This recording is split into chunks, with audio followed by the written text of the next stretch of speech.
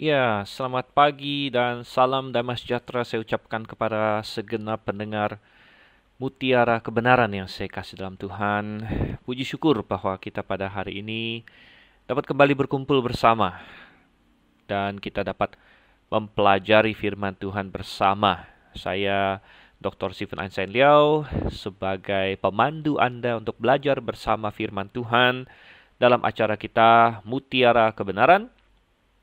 Dan kalau Anda baru saja bergabung dengan kita dalam acara Mutiara Kebenaran, ini adalah acara yang akan membahas firman Tuhan secara sistematis. Saudara yang kasih Tuhan, kita akan habiskan waktu yang substansial sekitar 1 jam atau 40 sampai 60 menit lah kira-kira. Dan kita akan pakai waktu itu untuk membahas firman Tuhan secara sistematis pasal per pasal. Memang nanti ada saat-saatnya di mana mungkin 2 pasal atau 3 pasal digabung menjadi satu sesi, atau kalau ada pasal yang panjang sekali mungkin pasal itu bisa dipecah menjadi beberapa sesi. Namun demikian, kita biasanya satu pasal satu sesi begitu. Dan kita sudah bergerak dari kitab Kejadian. Kita sudah mulai dari kitab Kejadian dan belum lama ini kita sudah menyelesaikan kitab Ulangan. Jadi Kejadian, Keluaran, Imamat, Bilangan, dan Ulangan sudah kita bahas, saudara yang kasih Tuhan. Itu adalah 5 kitab pertama, kitab Pentatuk. Dan kalau Anda ingin mendapatkan rekamannya, Anda bisa menghubungi GBIA Grafe, Gereja Baptis Independen Alkitabiah Grafe. Atau Anda cek website kami di grafe- atau stripministry.org. Dan Anda bisa mendapatkan rekaman atau Anda mendengarkan radio berita klasik atau melalui podcast Mutiara Kebenaran yang bisa Anda dapatkan di berbagai podcast sekarang. Dan sesudah menyelesaikan 5 kitab Musa atau 5 kitab Taurat atau Pentatuk, maka kita secara natural alami kita beralih kepada kitab selanjutnya, yaitu kitab Yosua, saudara kasih Tuhan. Kitab Yosua, mari kita buka bersama kitab Yosua. Dan kita akan memulai kitab Yosua pada hari ini. Yosua ada 24 pasal, jadi tidak sepanjang kitab-kitab Taurat. Namun, saudara kasih Tuhan, kitab Yosua juga mengandung banyak sekali pelajaran yang sangat indah bagi kita. Oke, jadi sebagaimana biasa, kalau Anda mendengarkan ini dalam situasi santai, Anda bisa membuka Alkitab bersama dengan saya ajak. Ya, jangan hanya mendengarkan saja, tapi mari kita buka Alkitab bersama. Sebagian dari pendengar mungkin sedang menyetir atau naik motor atau naik sepeda atau entah aktivitas lain lagi dan tidak bisa membuka Alkitab. Tidak apa-apa, Anda kiranya mendengarkan. Namun, kalau ada hal-hal yang kurang jelas, ada hal-hal yang perlu Anda cek, silakan. Jangan ragu-ragu untuk setelah Anda free, setelah Anda bebas, Anda membuka Alkitab. Wah, tadi apa yang dibicarakan di Mutiara Kebenaran ya? Ayat apa tadi? Jadi kita mengkonfirmasi dan menguatkan ulang firman Tuhan yang kita dengar dalam diri kita sendiri. Oke. Dan Yosua pasal 1 ini akan kita bahas hari ini. Sebelum kita masuk, kita akan berdoa terlebih dahulu. Bapa yang di surga, Tuhan, kami sangat mengucap syukur bahwa Engkau telah bukan saja menyediakan keselamatan yang begitu besar dan Engkau menyelamatkan setiap orang yang percaya kepadamu, namun Engkau kemudian Tuhan dalam keselamatan itu Engkau menguduskan kami dan Engkau membuat kami semakin serupa dengan diri-Mu, dengan diri Yesus Kristus. Tuhan, kami rindu untuk semakin bertumbuh dan firman-Mu adalah alat yang telah Engkau tetapkan untuk menjadi alat pertumbuhan kami. Kiranya Tuhan, Roh Kudus yang menuliskannya, Roh Kudus pula yang akan menerangi hati dan pikiran kami ketika kami membaca dan merenungkan firman-Mu ini. Kami berdoa Tuhan dalam nama Yesus Kristus. Amin. Yosua pasal 1, dan sebelum kita masuk, atau langsung saja kita masuk ayat 1 dan kita akan lihat pendahuluan ya. Ayat 1 berkata, sesudah Musa hamba Tuhan itu mati, berfirmanlah Tuhan kepada Yosua bin Nun, abdi Musa itu demikian. Jadi sangat jelas sekali setting dari buku ini atau kitab ini adalah pasca kematian Musa, dan berarti dia menyambung apa yang tertulis di dalam kitab Ulangan, karena Ulangan diakhiri pasal yang terakhir, pasal 34, dengan kematian Musa. Kematian Musa, Musa mati, dan sekarang masuk ke zamannya Yosua. Oleh karena itu sangat cocok sekali bahwa kitab ini dikasih nama kitab Yosua. Sebenarnya kalau kita perhatikan, ada kata dan di ayat 1. Nah, ini yang tidak muncul di bahasa Indonesia, karena saya tidak tahu, mungkin lembaga kitab Indonesia menganggap agak aneh untuk memulai suatu kitab dengan kata dan, gitu. Namun sebenarnya ada kata dan di situ. Kalau di dalam bahasa KJV, dia terjemahkan now after the death of Moses. Now after the death of Moses. Namun sebenarnya dalam bahasa Ibraninya, dan dalam bahasa Ibrani itu adalah wow ya, wow konjunktif, wow konsekutif di sini. Dan bagi Anda yang pernah belajar sedikit Ibrani, ada wow konsekutif persis di awal sekali dari Yosua pasal 1 ayat 1, dan wow konsekutif mengindikasikan bahwa ini adalah kelanjutan dari apa yang ditulis sebelumnya, kelanjutan dari kitab Ulangan. Dan ini berarti bahwa walaupun kitab-kitab di dalam Alkitab itu ditulis mungkin oleh orang yang berbeda-beda, namun sebenarnya ada satu penulis, satu maha penulis di balik semuanya, yaitu Tuhan. Dan kitab yang ditulis katakanlah dalam waktu-waktu yang berbeda pun, namun dihubungkan. Dia Tuhan menghubungkan satu kitab dengan kitab yang lain, seringkali dengan adanya wow konsekutif atau kitab yang dimulai dengan kata dan, gitu ya, dan, gitu. Sangat natural sekali kalau kita lihat kitab Kejadian menceritakan tentang awal dari segala sesuatu. Kitab Kejadian memberitahu kita dari mana asalnya langit dan bumi, dari mana asalnya manusia, dosa, kejahatan, air bah, ya, bangsa-bangsa, kemudian dari mana datangnya Israel. Jadi bapak-bapak patriark Abraham, Ishak, Yakub, kemudian ke-12 suku, semua dicatat di dalam kitab Kejadian. Nah, itu dilanjutkan di kitab Keluaran, di mana Israel menjadi suatu bangsa, namun kemudian bangsa ini, bangsa yang Tuhan pilih, diperbudak dan kemudian diselamatkan oleh Tuhan. Dan Tuhan bukan hanya menyelamatkan mereka, tapi Tuhan memberikan hukumnya yang baik kepada mereka supaya mereka bisa menjadi umat kesayangannya. Dan hukum itu diteruskan di kitab Imamat, di mana temanya adalah kekudusan di situ. Dan Tuhan ingin umatnya kudus. Dan kemudian masuk ke kitab Bilangan. Masuk ke kitab Bilangan menggambarkan perjalanan di padang gurun. Jadi setelah seseorang diselamatkan oleh Yesus Kristus, keluar dari Mesir, di kitab Keluaran dia keluar dari Mesir, kemudian Tuhan ingin menguduskannya melalui kitab Imamat. Di situ ada aturan mengenai kekudusan, tentu simbolik ya, segala macam pengudusan melalui air, jadi harus kekudusan simbolik lah ditekankan untuk menggambarkan kekudusan yang sejati tentunya. Dan masuk ke kitab Bilangan, perjalanan di padang gurun, dan mereka berjalan di padang gurun, dan padang gurun adalah gambaran bagaimana dunia bereaksi terhadap orang Kristen setelah orang Kristen percaya. Tuhan Yesus berkata bahwa kalau dunia membenci dia, maka dunia akan membenci kita yang mengaku sebagai pengikut Yesus, karena kita tidak berasal dari dunia. Dan dunia tadinya bagaikan Mesir bagi manusia. Mesir itu apa, saudara? Mesir itu penuh dengan air, penuh dengan sungai Nil. Jadi penuh dengan kenikmatan. Dunia menawarkan kenikmatan-kenikmatannya bagi orang yang tidak percaya. Namun kalau kita memberontak terhadap dunia, kalau kita mau lepas dari perbudakan dunia, jadi walaupun dunia menawarkan kesenangan, tapi dia memperbudak kita sebenarnya, memperbudak kita dalam dosa. Namun kalau kita mau ikut dengan Tuhan Yesus, dan kita mau diselamatkan, dibebaskan dari perbudakan dosa, perbudakan Mesir, maka dunia akan berubah. Dunia yang tadinya bersikap baik sama kita, jadi gambarannya Mesir, penuh dengan sungai Nil, ikan, ya. Bahkan orang Israel bilang ada bawang lah, ada segala macam seledri, ya. Nah, maka dunia akan berubah, dia akan memusuhi kita sehingga gambarannya seperti padang gurun.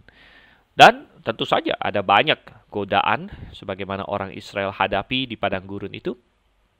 Ada banyak godaan untuk kembali lagi ke dunia. Dan itu salah satu yang sering disungut-sungutkan oleh orang Israel di padang gurun, di mana mereka kadang-kadang tergoda untuk kembali, dan sebagian mereka memberontak terhadap Tuhan, memberontak terhadap Musa. Dan mereka bersungut-sungut bahwa di padang gurun tidak ada air, di padang gurun tidak ada daging. Ya, setelah Tuhan kasih mereka air, kasih mereka mana, lalu mereka, oh tidak ada daging, mereka bilang. Di Mesir kita makan ikan, makan bawang dan sebagainya. Tuhan kasih mereka daging.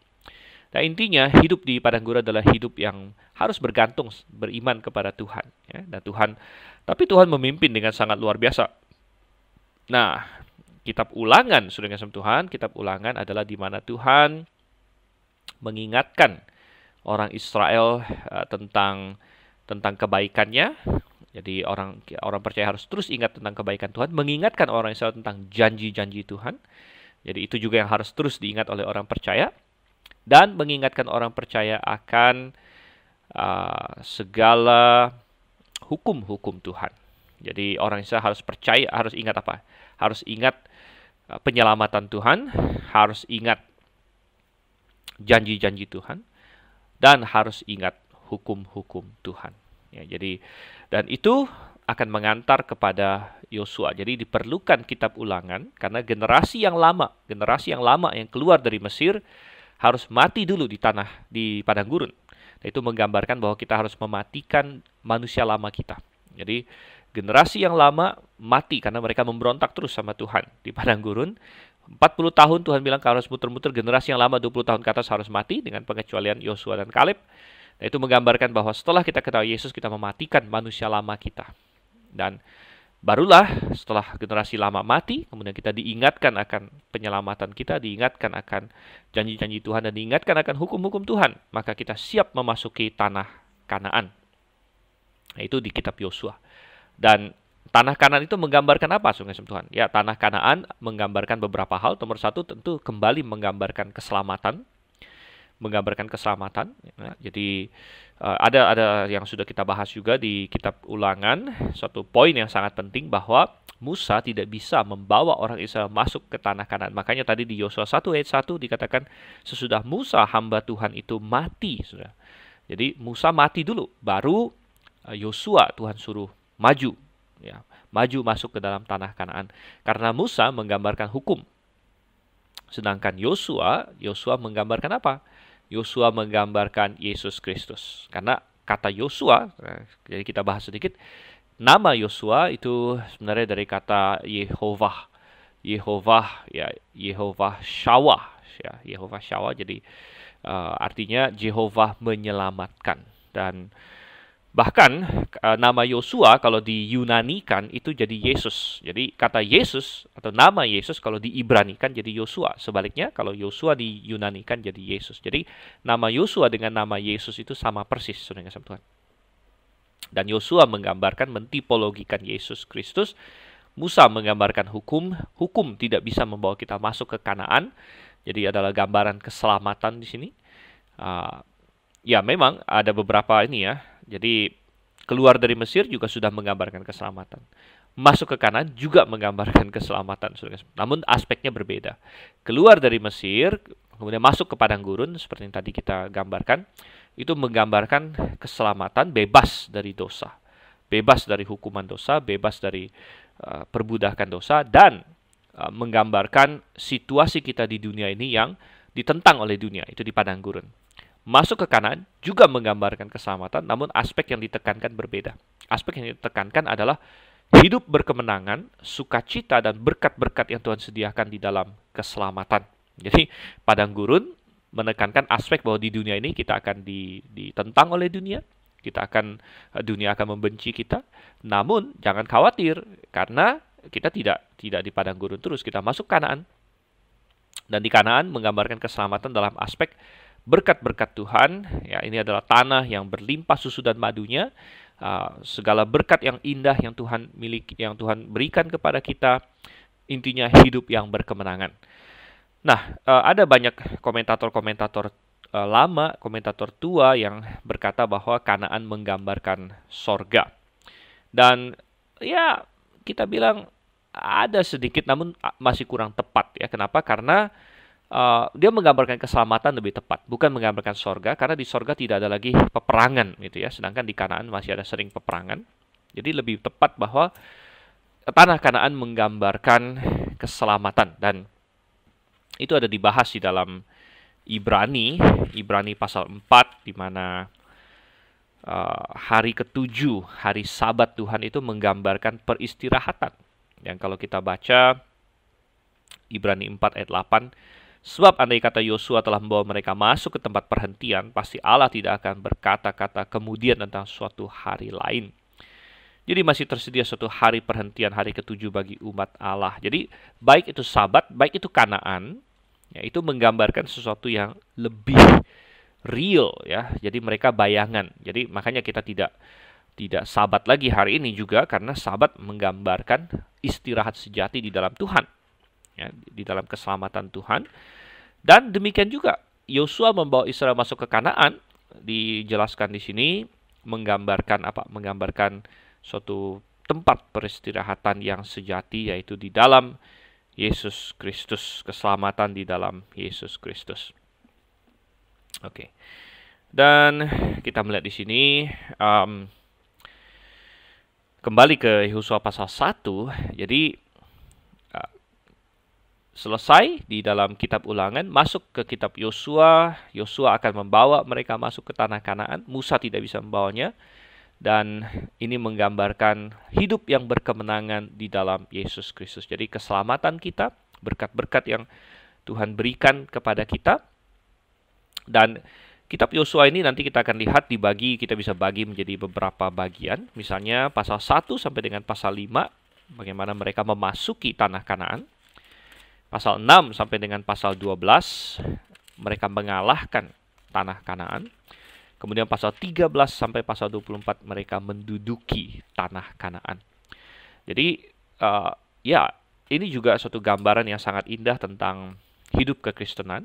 Tuhan telah menyediakan berkat yang begitu indah, begitu luar biasa bagi setiap orang Kristen. Kita bisa membacanya di surat-surat, di surat Efesus, surat Filipi.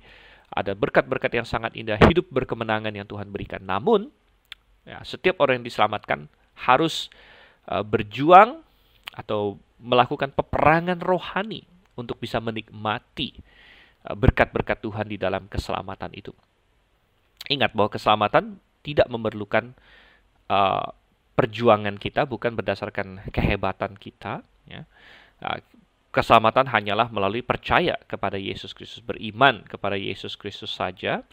Namun kemudian setelah kita diselamatkan, ya, Tuhan ingin dan Tuhan berkata bahwa setiap orang Kristen berada di dalam peperangan rohani, saudara-saudara. Peperangan rohani. Dan peperangan rohani itu seperti Yosua, dia harus berperang, dia masuk ke tanah Kanaan, dia harus berperang, dia harus mengusir suku-suku yang ada di sana. Ya, dia harus mengalahkan mereka, mengusir mereka, dan menduduki negeri tersebut.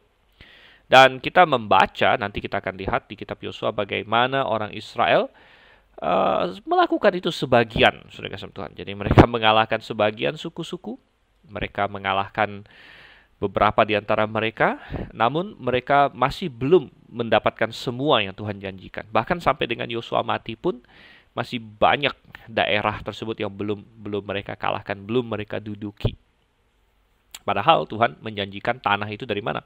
Kalau kita baca di Kejadian pasal 15, Tuhan janji sama Abraham waktu itu. Ingat bahwa penerima janji itu pertama adalah Abraham. Kejadian 15 ayatnya yang ke-18, Tuhan bilang di situ mulai dari sungai Mesir, sungai Nil, sampai sungai besar itu yakni sungai Efrat. Jadi dari Mesir sampai Efrat, dan Israel belum pernah memiliki daerah sebanyak itu. Ada seorang komentator yang berkata bahwa daerah yang Tuhan janjikan itu kira-kira 300.000 ya, kilometer persegi atau mil persegi, ya saya lupa. Tetapi yang biasanya diduduki oleh Israel hanya sekitar 30.000 kilometer atau mil persegi. Jadi 10% atau sekitarnya begitulah dari semua tanah yang Tuhan janjikan. Dan sayangnya banyak orang Kristen yang demikian juga. Ya, Tuhan berjanji bahwa di dalam keselamatan kita bisa memiliki damai sejahtera, kita bisa memiliki sukacita di dalam Tuhan, kita bisa memiliki berjalan bersama dengan Tuhan dalam hidup ini, kita bisa memiliki pertumbuhan karakter yang luar biasa sehingga kita semakin seperti Kristus, kita bisa menghasilkan buah-buah. Namun banyak sekali orang Kristen yang tidak bertumbuh, yang tidak mau melakukan peperangan rohani untuk mengalahkan kedagingan dia, untuk mengalahkan keduniawian dia, untuk mengalahkan serangan-serangan iblis, sehingga mereka puas dengan sedikit ya, cicipan, sedikit berkat ya di dalam keselamatan, padahal ada begitu banyak berkat lain yang mereka sebenarnya mereka bisa dapatkan. Ya, sangat sangat disayangkan saudara. Jadi kita mau belajar kitab Yosua untuk menyadari hal ini, bahwa ada peperangan yang harus kita lakukan ya, seperti Yosua memimpin orang Israel masuk ke tanah Kanaan. Dalam keselamatan kita ada berkat-berkat keselamatan, hidup berkemenangan di dalam Yesus Kristus. Ada peperangan rohani yang perlu kita lakukan, melawan daging, melawan dunia, melawan iblis, dan kita bisa menikmati berkat-berkat Tuhan yang luar biasa dalam keselamatan. Oke, dan kita melihat sedikit lagi sebelum kita masuk ke ayat sebelumnya. Siapa yang menulis kitab ini? Tentu kita percaya yang menulis kitab ini adalah Yosua sendiri. Karena kenapa? Kita melihat bahwa buku ini ditulis, atau kitab Yosua ditulis dari sudut pandang seorang saksi mata. Seorang saksi mata digambarkan ya, peristiwa-peristiwanya digambarkan dengan sangat gamblang, dan kemudian kita melihat juga ada ayat-ayat tertentu yang sangat mengindikasikan bahwa ini ditulis oleh orang sezaman dengan Yosua. Misalnya di saat pembagian wilayah, dari Yosua pasal 13 dan seterusnya, ini jelas ditujukan kepada orang yang memang memerlukan pembagian itu. Jadi misalnya Yosua 15 ayat 4, di mana kitab ini berbicara mengenai batas-batas wilayah Yehuda, ya dari sini sampai sini, sampai sini, sampai sini. Tapi di pasal 15 ayat 4 dikatakan, itulah bagi kamu bagian selatan, itulah bagi kamu. Berarti ketika kitab ini ditulis, para penerima pertama, generasi pertama yang menerima tanah itu masih hidup.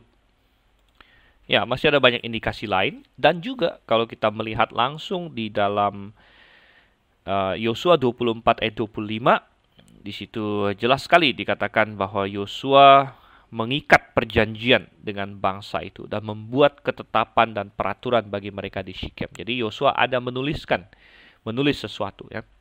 Nah, tentu kalau orang liberal mereka tidak percaya, orang liberal mereka mengatakan bahwa sama seperti mereka menolak Musa yang menulis Pentatuk, mereka juga menolak Yosua yang menulis kitab Yosua. Dan mereka menganggap kitab Yosua ditulis seribuan tahun kemudian gitu ya. Dan ini adalah hal yang sangat aneh dan kita tidak perlu bahas terlalu panjang lebar. Itu adalah pandangan orang yang tidak percaya. Seringkali yang mereka jadikan alasan adalah karena kitab Yosua mencatat juga kematian Yosua. Dari Yosua pasal 24 ayat 29 dan selanjutnya di situ ada tentang kematian Yosua. Namun sekali lagi ini bukan hal sulit seperti yang sudah kita bahas di kitab Ulangan. Kematian Musa ditulis oleh Yosua di kitab Ulangan. Nah, kematian Yosua ditulis oleh siapa? Kematian Yosua kalau menurut Talmud tradisi Yahudi, kematian Yosua ditulis oleh Pinehas yang menjadi imam besar pada waktu itu.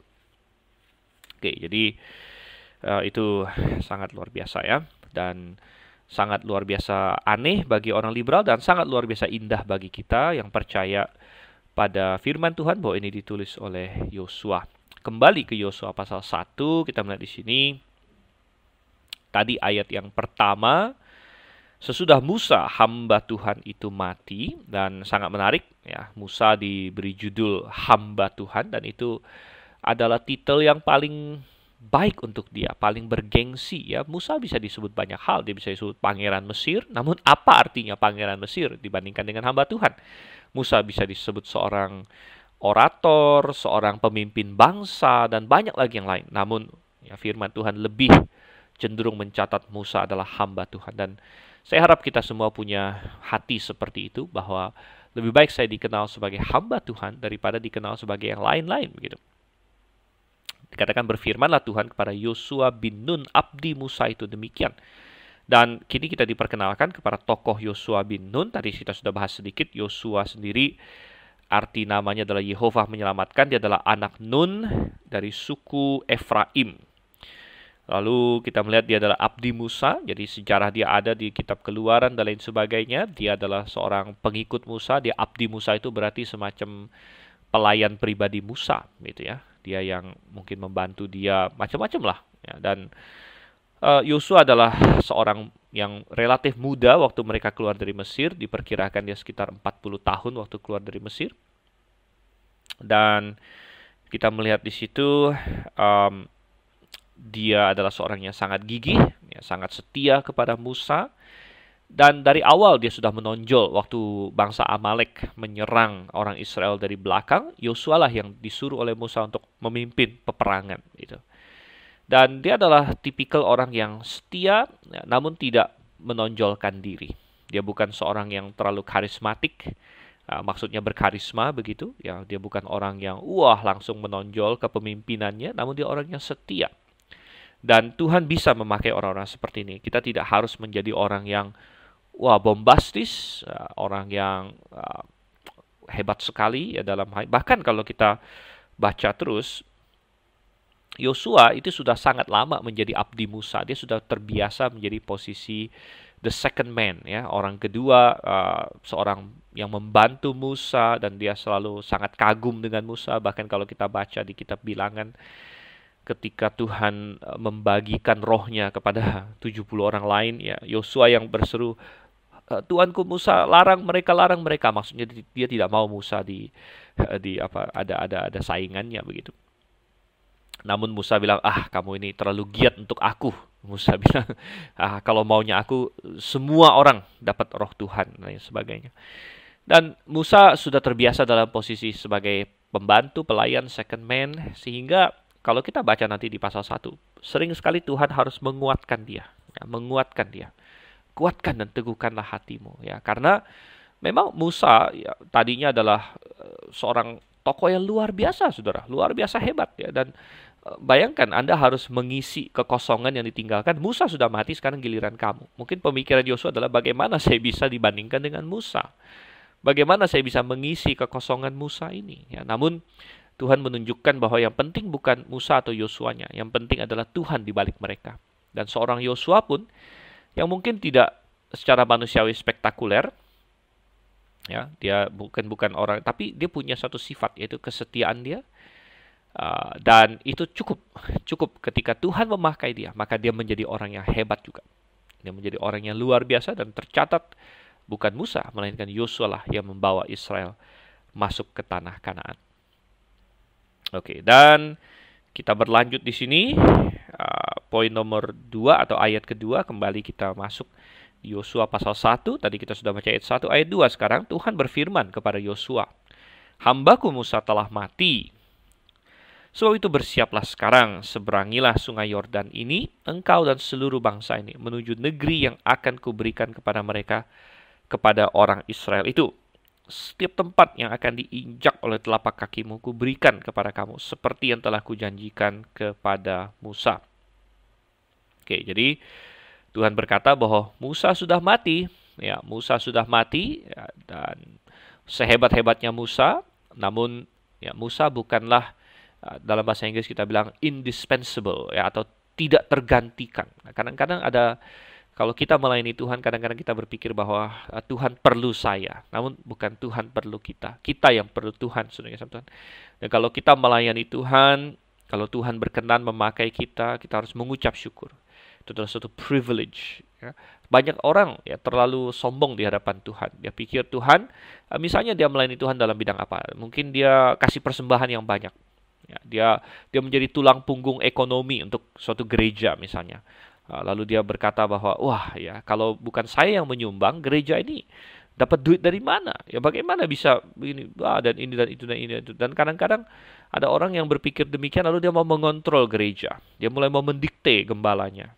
Dan dengan pemikiran bahwa kan saya ini sumbangsi terbesar. Jadi dia pakai pikiran atau mindsetting perusahaan. Jadi kalau di perusahaan kan pemegang saham terbesar, ya dia omong paling besar gitu. Jadi banyak orang duniawi seperti itu di dalam gereja. Dia pikir dia punya banyak uang, dia sumbang paling banyak, dia yang harus putuskan dalam gereja. Oh tidak, saudara kasih Tuhan. Gereja bukan PT, ini bukan pemegang saham, saudara kasih Tuhan. Di dalam gereja apa yang dikatakan? Taatilah pemimpin-pemimpinmu. Ya, taatilah gembala-gembala yang telah ada. Jadi mereka pemimpin. Ya. Jadi, bagaimana dengan? Saya kan sumbang sekali banyak uang. Kalau nggak ada saya, gereja ini mati dan lain sebagainya. Jangan terlalu sombong, saudara kasih Tuhan. Pekerjaan Tuhan tidak ada satu orang pun yang indispensable, yang tidak tergantikan. Musa yang begitu hebat saja. Ketika dia bikin kesalahan, Tuhan bilang, Musa, kamu nggak bisa masuk. Ya mungkin Musa pikir, Tuhan, kalau bukan saya yang bawa masuk ke tanah Kanaan, siapa? Tuhan bilang, tenang saja. Tenang saja, aku punya orang lain. Ada Yosua. Dan sudah kasih Tuhan. Ya, itu harus menjadi pelajaran bagi kita. Jadi kalau kita masih Tuhan mau pakai hari ini, puji syukur. Kita justru harus berkata, oh Tuhan terima kasih. Engkau masih mengizinkan aku melayanimu. Dan ini bukan hanya masalah uang, bahkan yang berkhotbah juga. Ya, pengkhotbah, gembala-gembala sidang, penginjil-penginjil. Kita, oh Tuhan, puji syukur. Saya setiap hari saya mengucap syukur bahwa saya Tuhan layakkan untuk melayani dia sebagai pengkhotbah, sebagai pemberita Injil, sebagai pemberita kebenaran. Saya menganggap ini suatu hal yang sangat luar biasa indah. Karena kenapa, saudara Tuhan? Bayangkan, mempelajari firman Tuhan itu kan memang keharusan. Semua orang Kristen tuh harus mempelajari firman Tuhan. Tidak ada pengecualian. Nah, saya bisa mempelajari firman Tuhan plus ya artinya dibiayai ya atau didukung, disupport oleh Tuhan secara materi untuk mempelajari firman-Nya dan untuk menyatakannya, mengkhotbahkannya kepada orang. Ini suatu privilege, suatu kehormatan yang luar biasa, dan saya selalu mengucap syukur. Jadi barang siapapun, kalau Anda ada yang melayani Tuhan dalam kapasitas apapun, dari saya katakan ada yang pakai uang, ada yang pengkhotbah, atau mungkin Anda yang lain lagi dalam musik, dalam apapun, kalau Anda melayani Tuhan hari ini, saudara, itu privilege ya. Dan kita tidak indispensable, kita bukan tidak tergantikan.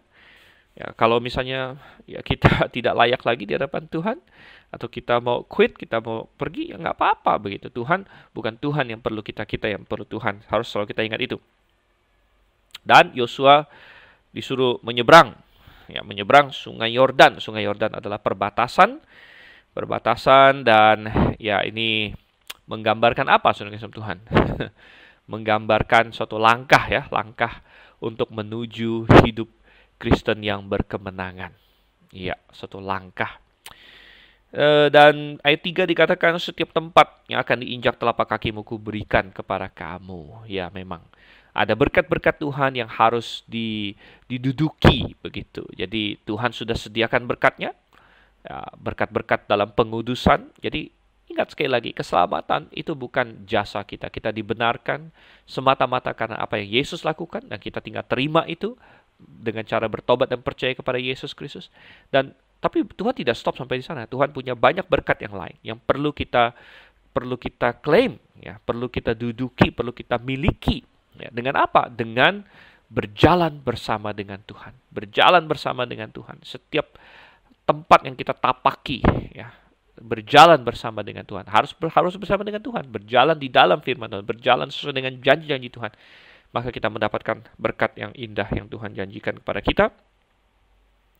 Ayat 4, dari padang gurun dan gunung Libanon yang sebelah sana itu sampai ke sungai besar, yakni sungai Efrat, seluruh tanah orang Het, sampai ke laut besar di sebelah matahari terbenam, semuanya itu akan menjadi daerahmu. Oke, jadi padang gurun bicara mengenai apa? Padang gurun adalah bagian selatan Israel, padang gurun Sinai dan lain sebagainya. Ini yang berbatasan dengan Mesir. Gunung Libanon itu adalah daerah inti dari Israel. Ya, di situ, di tengah-tengahnya di sana, sampai ke sungai besar, ini sungai Efrat, itu paling utaranya. Sungai Efrat. Ya. Seluruh tanah orang Het, sudah ngasih Tuhan. Dan saya pernah singgung juga bahwa dulu, sebelum arkeologi berkembang di abad 17, 18, bahkan abad 19 sebagian, banyak orang tidak tahu orang Het itu apa sih, gitu kan. Dan orang Het itu apa? Jangan-jangan itu bohong-bohongan. Jangan-jangan itu mitos. Jangan-jangan itu dongeng. Begitu. Nah, jadi banyak orang yang tidak percaya. Bahkan termasuk sebagian orang Kristen liberal. Mereka mempertanyakan orang Het. Orang Het. Nggak ada itu orang Het. Mereka bilang. Ya. Jadi mereka tahu ada yang namanya Babel. Mereka tahu ada yang namanya Romawi. Mereka tahu namanya Persia. Tapi orang Het. Mana ada orang Het? Mana ada kerajaan Het? Tapi saudara Tuhan, itu semua berubah Setelah melalui arkeologi akhirnya benar ditemukan ada namanya negara Het, ada bangsa Het, yaitu mereka temukan ternyata itu suatu bangsa yang besar ya, dan letaknya kira-kira di sekitar daerah Kanaan tapi agak ke utara ya, sebelah utara dan makin ke utara, lewat ke utara lagi dari tanah Israel. Dan sepertinya mereka terusir. Jadi tadinya mereka daerah Israel, kemudian mereka terusir lari ke sebelah utara gitu. Jadi pelajarannya adalah jangan pernah jangan pernah menyalahkan Alkitab ya. Kalau kita merasa kok Alkitab sepertinya ada yang salah, maka itu hanya sepertinya. Alkitab tidak pernah salah dan akan terbukti ya, entah di hidup ini entah di hidup yang akan datang, bahwa ternyata pemahaman kita yang salah atau informasi kita yang salah, asumsi kita yang salah, dan Alkitab tidak pernah salah. Sampai ke laut besar sebelah matahari terbenam, berarti sebelah barat itu laut Mediterania. Dan jadi batasannya selatan ya, selatan di padang gurun yang berbatasan dengan Mesir ya. Kalau di Kejadian tadi kan sampai dengan Sungai Mesir bahkan. Sebelah utara sampai ke Sungai Efrat, sebelah baratnya di Mediterania. Sebelah timurnya tidak disebutkan ya, ada Sungai Yordan dan bahkan lebih lagi dari Sungai Yordan karena mencakup wilayah Gad dan Manasye dan Ruben, seperti nanti akan kita lihat juga. Oke, ayat 5 sekarang. Seorang pun tidak akan dapat bertahan menghadapi engkau seumur hidupmu. Seperti aku menyertai Musa, demikianlah aku akan menyertai engkau. Aku tidak akan membiarkan engkau dan tidak akan meninggalkan engkau. Ya, dan ini adalah janji yang sangat penting sekali. Jadi bukan masalah Musanya, bukan masalah Yosuanya, tapi masalah Tuhan di balik mereka.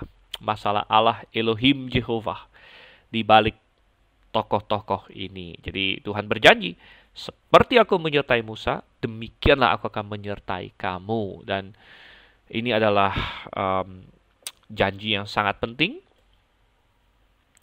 Ketika terjadi pergantian, ya, kita menginginkan Tuhan tetap bekerja. Ketika Elia digantikan Elisa, apa yang Elisa minta? Elisa minta, ya, 2 porsi rohnya Elia. Dan maksudnya itu adalah dia mau menjadi ahli waris Elia, ya, karena ahli waris anak sulung itu mendapatkan 2 porsi warisan.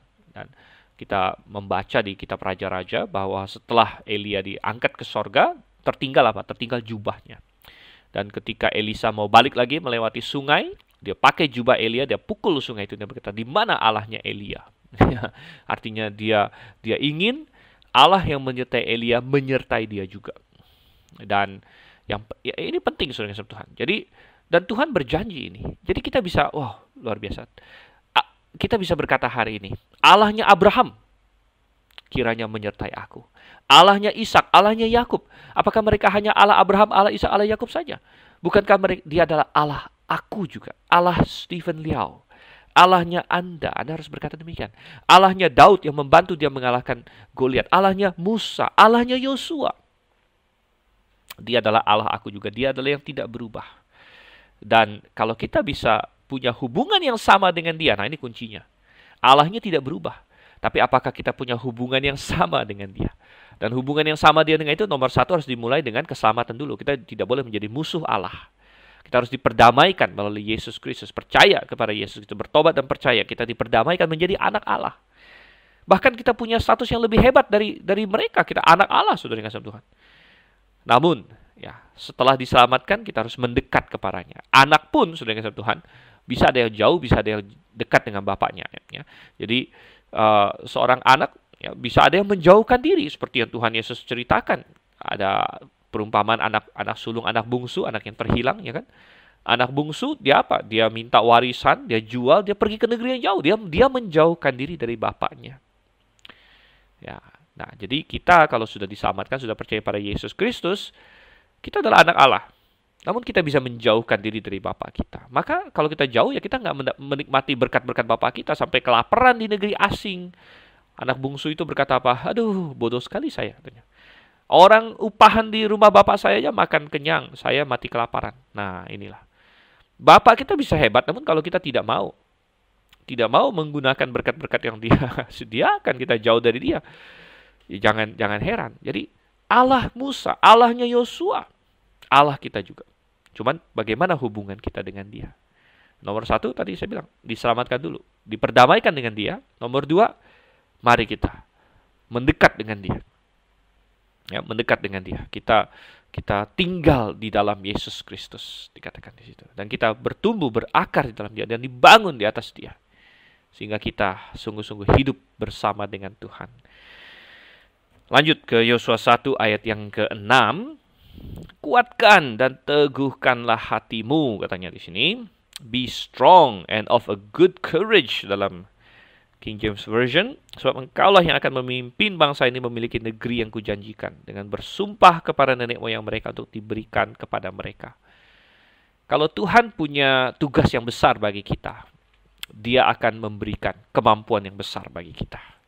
Hanya apa? Kuatkan dan teguhkanlah hatimu. Tadi kita sempat singgung bahwa Yosua berulang kali akan disuruh kuatkan dan teguhkan, kuatkan dan teguhkan. Dan ini karena apa? Yosua sudah sangat terbiasa dilihat sebagai orang nomor 2. Ya, status dia selama ini adalah hambanya Musa. Dia berada di bawah bayang-bayang Musa. Namun kini dia yang harus memimpin. Dia menjadi orang nomor 1-nya, saudara yang kasih Tuhan. Jadi dia harus dikuatkan, kuatkan dan teguhkan hatimu. Nah, jika sebelumnya ada apa-apa, dia bisa nebeng sama Musa. Tuanku ada masalah nih. Ada masalah ini. Dia apa-apa bisa lapor ke Musa. Karena Musa adalah pemimpin tertinggi. Jadi memang jadi pemimpin itu seringkali lonely ya. Orang bilang apa? Sangat sendirian gitu. Sangat sendirian, ada beban kepemimpinan. Ya, namun tidak apa-apa. Kalau kita jalani bersama dengan Tuhan, kuatkan dan teguhkanlah hatimu. Tuhan bilang, aku menyertai engkau, sama seperti aku menyertai Musa. Dan ada tugas yang besar bagi dia, yaitu dia harus memimpin bangsa ini memiliki negeri itu. Saudara kasih Tuhan. Ayat 7 dikatakan, jadi apa yang harus dilakukan oleh Yosua? Ya, hanya kuatkan dan teguhkanlah hatimu dengan sungguh-sungguh. Sekali lagi ya, dia suruh menguatkan dan meneguhkan hatinya. Jangan kehilangan keyakinan kepada Tuhan. Ya, kuatkan dan teguhkan hatimu dengan sungguh-sungguh. Itu nomor 1. Kemudian bertindaklah hati-hati sesuai dengan seluruh hukum yang telah diperintahkan kepadamu oleh hambaku Musa. Janganlah menyimpang ke kanan atau ke kiri supaya engkau beruntung kemanapun engkau pergi. Saya langsung baca saja di ayat yang ke-8. Janganlah engkau lupa memperkatakan kitab Taurat ini, tetapi renungkanlah itu siang dan malam, supaya engkau bertindak hati-hati sesuai dengan segala yang tertulis di dalamnya, sebab dengan demikian perjalananmu akan berhasil dan engkau akan beruntung. Oke, jadi kita melihat di sini ada suatu kunci. Tuhan bilang, kuncinya adalah apa? Kuncinya adalah firman Tuhan. Nah, ini yang harus menjadi semacam apa ya? Seruan di dalam hati kita, menjadi klakson. Ya, ini rupanya kuncinya. Ini rupanya rahasianya, saudara yang kasih Tuhan. Kuatkan dan teguhkan hatimu, kemudian apa? Bertindaklah hati-hati sesuai dengan seluruh hukum yang telah diperintahkan kepadamu oleh hambaku Musa. Bahkan ayat 8, janganlah engkau lupa memperkatakan kitab Taurat ini. Saudara, ketika Musa mulai melayani, belum ada Alkitab.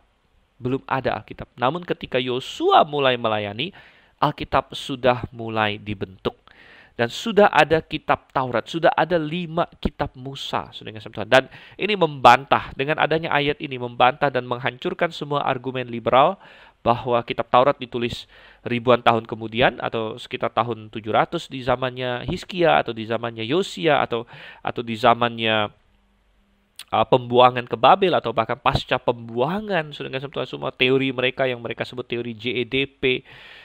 Kita tidak akan bahas panjang lebar ya, itu akademik dan lain sebagainya. Ada, kalau tertarik ya bisa, ada kita belajar pengantar PL, ada kelasnya di Grave International Theological Seminary, dan kita bahas, kita peleterin argumen-argumen liberal satu persatu yang sangat kacau. Namun cukuplah bagi kita untuk memahami bahwa itu semua adalah isapan jempol mereka, dan Yosua sudah punya kitab Taurat. Dan dia punya kitab Taurat dan sudah disimpan, bahkan sudah dititipkan oleh Musa kepada imam-imam Bani Lewi untuk dijaga, dan bahkan diperintahkan harus dibacakan setiap 7 tahun sekali di Israel. Dan Yosua punya itu. Dan Yosua harus apa? Harus merenungkannya, harus membacanya, dan harus bertindak sesuai dengan seluruh hukum itu, tidak menyimpang ke kanan ataupun ke kiri, saudara yang kasih Tuhan. Jadi ini sangat luar biasa sekali, dan ini harus menjadi blueprint bagi kita, menjadi cetak biru bagi kita. Bahkan di ayat yang ke-8, bagian yang terakhir dikatakan, sebab dengan demikian perjalananmu akan berhasil dan engkau akan beruntung. Bukankah ini yang dicari orang, yaitu keberhasilan, sukses dengan sama Tuhan.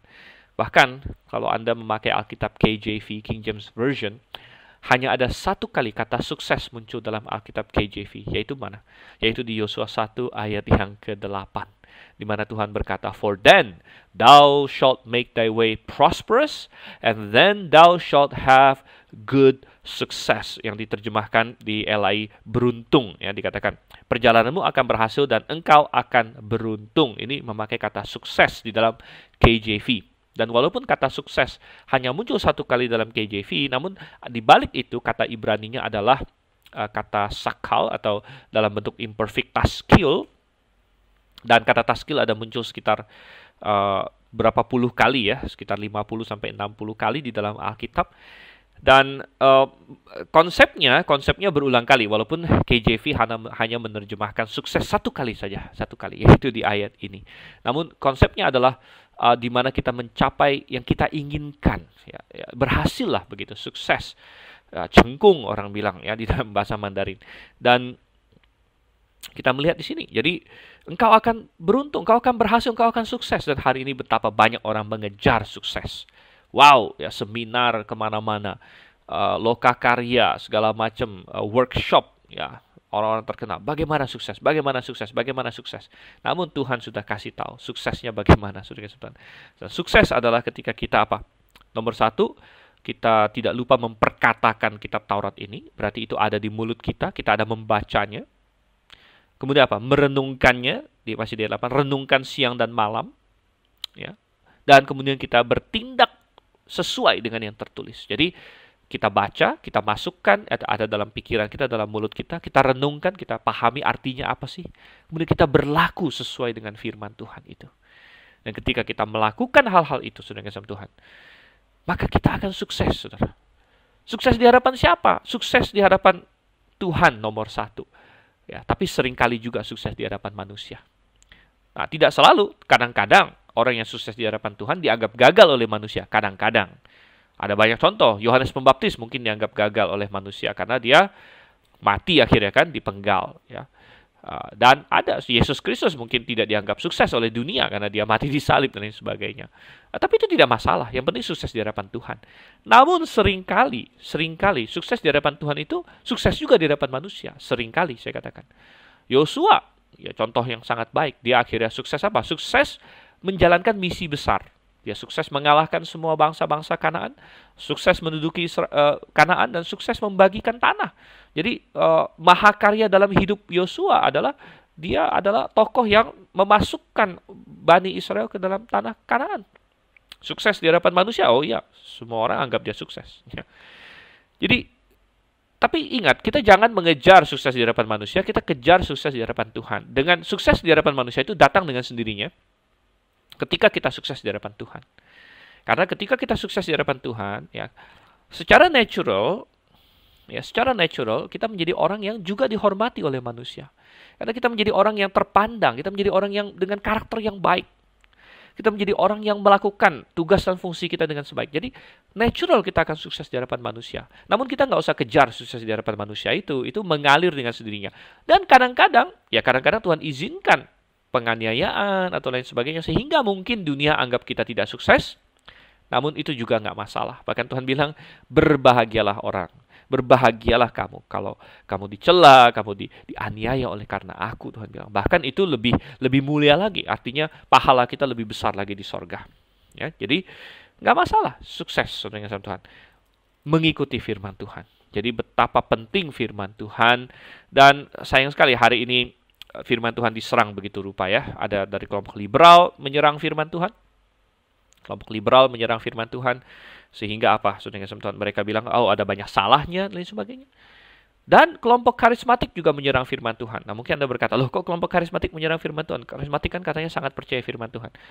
Ya, mereka banyak yang tidak sadar dipakai oleh iblis ketika kelompok karismatik mengokohkan bahwa mereka masih punya nubuat hari ini. Mereka masih dapat lagi wahyu-wahyu tambahan. Ya. Wah, ada si Nabi A masih ngomong ya, entah luar negeri, entah dalam negeri, entah itu uh, Benny Hinn, entah itu Pendeta Niko, entah itu siapa lagi Cindy Jacobs, entah apa siapa lagi.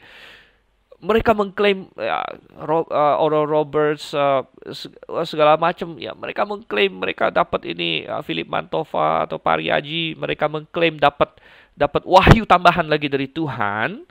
Itu secara tidak langsung sebenarnya menyerang Alkitab. Ya, karena berarti di luar Alkitab masih ada firman Tuhan dan membuat orang Kristen apa? Lebih senang yang begituan. Oh iya dong. Wah, ini kayak live update gitu kan, langsung dari Tuhan ini. Sedangkan Alkitab dianggap ini udah kitab udah ribuan tahun yang lalu nih. Udah malas lah saya bacanya, bosen, lebih baik saya dengar langsung dari, kan nabi ini ngomong juga, ini kan firman Tuhan juga. Tidak, sudah sama Tuhan. Ya, itu semua sudah berakhir. Tuhan ingin kita fokus pada firman-Nya. Fokus pada firman-Nya. Dan makanya saya bilang tadi, iblis sangat pintar, dia mencoba untuk memakai berbagai cara untuk mengacaukan. Ya, dan dia sangat takut kalau orang Kristen sungguh-sungguh pada firman Tuhan, gitu. Kembali ke Yosua 1 ayat 9 sekarang. Bukankah telah kuperintahkan kepadamu, kuatkan dan teguhkanlah hatimu. Janganlah kecut dan tawar hati, sebab Tuhan Allahmu menyertai engkau kemanapun engkau pergi. Tuhan tahu apa yang kita perlu, Tuhan tahu apa yang Yosua perlu. Yosua perlu dikuatkan. Oleh karena itu berkali-kali disebut kuatkan, teguhkan, kuatkan, teguhkan, kuatkan, teguhkan. Tuhan tahu Yosua adalah orang yang terbiasa menjadi second man, ya, menjadi pelayan, ya, berada di bawah bayang-bayangnya Musa, begitu. Dia terbiasa menjadi bukan pemimpin yang menonjol, ya. Oleh karena itu Tuhan bilang, sekarang kamu jadi pemimpin. Kuatkan dan teguhkan hatimu. Jadi berkali-kali Tuhan ulang itu. Oke, dan bagaimana Yosua meresponnya? Kita mulai ayat 10. Lalu Yosua memberi perintah kepada pengatur-pengatur pasukan bangsa itu. Katanya, jalanilah seluruh perkemahan dan perintahkanlah kepada bangsa itu demikian. Sediakanlah bekalmu, sebab dalam 3 hari kamu akan menyeberangi sungai Yordan ini untuk pergi menduduki negeri yang akan diberikan Tuhan Allahmu kepadamu untuk diduduki. Oke, jadi mereka disuruh bersiap-siap dan dalam 3 hari kita akan menyeberang sungai Yordan. Yosua bilang, ya, jadi kadang-kadang kalau kita mau berjalan bersama Tuhan ada periode waktu untuk menunggu juga. Periode waktu untuk menunggu. Jadi di sini bukan sekarang juga, bukan besok, 3 hari lagi. Yosua bilang, ya, selalu ada waktu Tuhan, ya. Dan kadang-kadang kita nggak tahu kenapa 3 hari lagi Tuhan, kenapa nggak sekarang, kenapa nggak 7 hari lagi, kenapa nggak sebulan kemudian. Tuhan punya waktunya yang the best, ya. Dan ya, bagian dari mengikut Tuhan adalah kita mau menunggu waktu Tuhan, ya. Dan ya, Yesaya dengan sangat indah menjanjikan dan berkata di dalam Yesaya pasal 40 ayat 31, tetapi orang-orang yang menanti-nantikan Tuhan mendapat kekuatan baru. Mereka seumpama Raja Wali yang naik terbang dengan kekuatan sayapnya. Mereka berlari dan tidak menjadi lesu. Mereka berjalan dan tidak menjadi lelah. Jadi, menantikan Tuhan. Adakah engkau kadang-kadang capek menanti Tuhan? Jangan capek, saudara. Jangan capek. Adakah kadang-kadang Tuhan, kok lama banget Tuhan? Ya jangan. Yang penting kita yakin bahwa kalau kita yakin kita ada dalam kehendak Tuhan, kita tunggu. 3 hari lagi Tuhan bilang, ya. Ayat 12, kepada orang Ruben, kepada orang Gad, dan kepada suku Manasye yang setengah itu berkatalah Yosua, demikian ingatlah kepada perkataan yang dipesankan Musa, hamba Tuhan itu kepadamu, yakni, Tuhan Allahmu mengaruniakan keamanan kepadamu dan memberikan kepadamu negeri ini. Perempuan-perempuan dan anak-anak di antara kamu dan ternakmu boleh tinggal di negeri yang diberikan Musa kepadamu di seberang sungai Yordan. Tetapi kamu, semua pahlawan yang gagah perkasa, haruslah menyeberang di depan saudara-saudaramu dengan bersenjata dan haruslah menolong mereka. Sampai Tuhan mengaruniakan keamanan kepada saudara-saudaramu seperti kepada mereka, seperti kepada kamu juga. Dan mereka juga menduduki negeri yang akan diberikan kepada mereka oleh Tuhan Allahmu. Kemudian bolehlah kamu pulang kembali ke negerimu sendiri dan menduduki negeri yang diberikan Musa, hamba Tuhan itu kepadamu di seberang sungai Yordan, di sebelah matahari terbit. Lalu mereka menjawab Yosua, katanya, segala yang kau perintahkan kepada kami akan kami lakukan, dan kemanapun kami akan kau suruh kami akan pergi. Sama seperti kami mendengarkan perintah Musa, demikianlah kami akan mendengarkan perintahmu. Hanya Tuhan Allahmu kiranya menyertai engkau seperti ia menyertai Musa. Setiap orang yang menentang perintahmu dan tidak mendengarkan perkataanmu, apapun yang kau perintahkan kepadanya, dia akan dihukum mati. Hanya kuatkan dan teguhkanlah hatimu.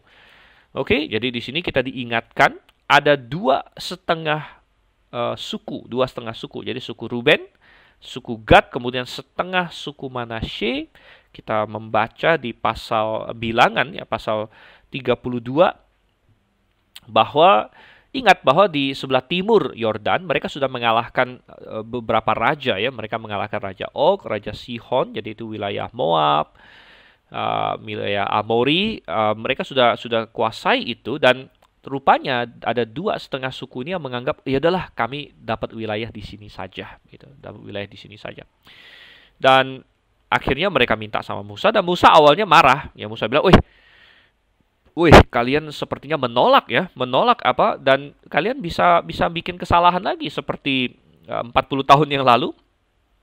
Mereka akhirnya ingat 38 tahun yang lalu ya tepatnya, bangsa Israel akhirnya tidak jadi masuk Kanaan karena mereka tidak mau masuk Kanaan. Loh, kalian sepertinya tidak mau masuk lagi nih. Jadi maunya di luar Kanaan aja, di sebelah timur Sungai Yordan. Namun dua suku ini bilang, oh tidak. Ya, kami tetap akan masuk, kami akan berperang. Ya, jadi kami tidak melupakan Kanaan. Kami akan maju berperang bersama dengan semua saudara yang lain sampai yang lain dapat di Kanaan, baru kami balik lagi ke sini.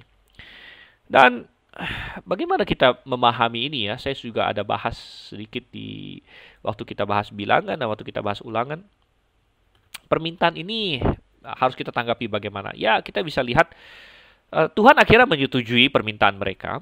Ya, dan Tuhan perbolehkan itu terjadi. Nah, namun ya, ada juga yang berargumen bahwa ini adalah permintaan yang buruk, yang salah. Ya, mestinya mereka tetap masuk ke tanah Kanaan dan dibagi daerah di Kanaan saja, begitu. Ya, jadi mengapa? Karena dengan mereka ada di sebelah timur Sungai Yordan, akhirnya mereka secara geografis sedikit terpisah dan mereka akan lebih gampang dipengaruhi dan kehilangan hal-hal lain, gitu ya, kehilangan kekhasan mereka sebagai orang Israel dan lain sebagainya. Dan Alkitab tidak langsung secara eksplisit mengatakan itu, tapi bisa jadi, bisa jadi. Dan tapi mungkin bukan kesalahan pada saat itu juga, namun kesalahan generasi-generasi selanjutnya tidak berpegang kepada Tuhan ya, karena semakin unik posisi mereka jauh dari yang lain, semakin mestinya mereka berpaut sama Tuhan begitu, namun mereka gagal. Dan wilayah di sebelah timur Sungai Yordan ini salah satunya adalah wilayah yang disebut Gerasa atau Gadara dalam Alkitab KJV, di mana ingat Tuhan Yesus pernah menyeberang danau lalu sampai ke daerah Gadara atau di Elai Gerasa ya. Dan itu wilayah sebelah timur Sungai Yordan, dan di situ dia dapatkan orang yang kerasukan legion, masih ingat? Dan apa yang terjadi di situ? Rupanya ada banyak orang Yahudi yang pelihara babi di situ, saudara. Orang Yahudi pelihara babi, wow ya. Jadi sudah betapa jauhnya mereka dari konsep mereka begitu, dan itu menggambarkan ya. Namun di sini masih belum ya. Jadi di masa Yosua masih belum, mereka masih penuh semangat. Oke, kami akan masuk, kami akan berperang. Jadi mereka menaati porsi mereka sebagaimana deal dengan Musa waktu itu, dan ini adalah hal yang baik ya. Jadi ini menggambarkan kesatuan 12 suku Israel dan menggambarkan juga semangat gotong royong yang seharusnya ada pada kita orang percaya juga. Misalnya dalam satu jemaat lokal yang adalah satu tubuh, yang mestinya kita saling gotong royong dan saling bantu-membantu. Ya, kalau teman kita suka, kita ikut suka. Teman kita duka, kita ikut duka. Saudara sama Tuhan. Apalagi dalam satu jemaat gitu ya. Dan mereka berjanji, kami akan lakukan semua yang kamu perintahkan, dan kiranya Tuhan menyertai engkau seperti menyertai Musa. Dan kembali di akhir sekali di ayat 18 dikatakan, hanya kuatkan dan teguhkanlah hatimu. Jadi tema ini terus berulang, kuatkan dan teguhkan hati, bukan hanya untuk Yosua, namun untuk kita juga. Kita pun perlu menguatkan hati kita di dalam Tuhan, confident kepada Tuhan. Bukan, jadi moto orang Kristen bukan percaya diri, saudara, tapi percaya Tuhan. Ya. Segala macam positive thinking, message ya, pesan-pesan positive thinking di dunia ini kan percaya diri. Ya, tapi kita apa? Percaya Tuhan. Percaya Tuhan. Ya, jadi itu yang penting, itu yang patut kita dapatkan. Dan kita akan masuk di kitab Yosua, kita akan melihat peperangan yang mereka hadapi dan bagaimana mereka mendapatkan kemenangan dan berkat-berkat Tuhan. Mari, ya, jangan lewatkan, ikuti terus bersama dengan saya Dr. Stephen Ensendiao dalam acara Mutiara Kebenaran di sesi-sesi selanjutnya. Dan puji syukur kita sudah mulai di pasal pertama ini dengan baik, dan mari kita berdoa. Terima kasih Tuhan. Terima kasih Engkau menyertai Yosua. sebagaimana Engkau menyertai Musa, dan kiranya Engkau menyertai kami juga. Dan sebagaimana Engkau memberitahukan kepada Yosua rahasia dia bisa sukses, Engkau juga telah menyatakannya kepada kami melalui firman-Mu. Ajar kami untuk menguatkan dan meneguhkan hati kami di dalam Engkau, percaya terus dan berjalan bersama dengan Engkau. Sertai pembahasan kami untuk kitab Yosua seluruhnya, kami serahkan dalam nama Yesus Kristus. Amin. Sampai berjumpa dalam sesi selanjutnya. Maranatha.